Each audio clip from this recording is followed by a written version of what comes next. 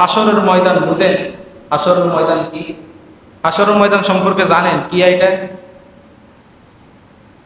১.৫ লক্ষ নবী, ১.৫ লক্ষ নবী রাসূল দুনিয়াতে আসছে। ১.৫ লক্ষ নবী, নবী নবী যারা আল্লাহর একান্ত লোক, আল্লাহর প্রতিনিধি হিসাবে দুনিয়াতে আসছে, যাদের সাথে আল্লাহর সাথে সবসময় কন্টাক্ট হতো, কথা হতো, ওই ১.৫ লক্ষ নবী দুনিয়ার থাকতে শুধু হাত তুলে তুলে কান্না করছে ওই হাসরের ময়দানের জন্য।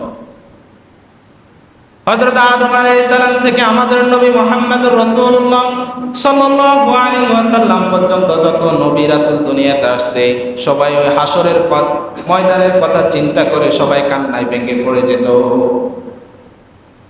ওই কিয়ামতের দিন কোন নবী নাই, ওলি নাই, গাউস নাই, কুতুব নাই, সবাই বলবে ইয়া নাফসি ইয়া নাফসি, আল্লাহ আমারে বাঁচাও, আল্লাহ আমারে বাঁচাও, আমারে বাঁচাও। সবাই ইয়া নাফসি করবে। সাইয়েদনা ইব্রাহিম আলাইহিস সালাম দুনিয়ার জীবিত থাকা অবস্থায় তিনি একটা দোয়া করলেন।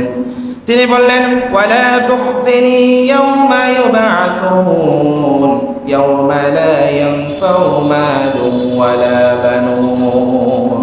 তিনি আল্লাহর কাছে দোয়া করে বললেন, আল্লাহ ওই হাসরের ময়দানে ওই কঠিনতম দিনে আল্লাহ তুমি আমাকে বেইজ্জতি করিও না, তুমি আমাকে লজ্জা দিও না, যেদিন সন্তান কোনো কাজে আসবে না, যেদিন আমার সম্পদ আমার কোনো কাজে আসবে না, আল্লাহ তুমি আমার বেইজ্জতি করিও না।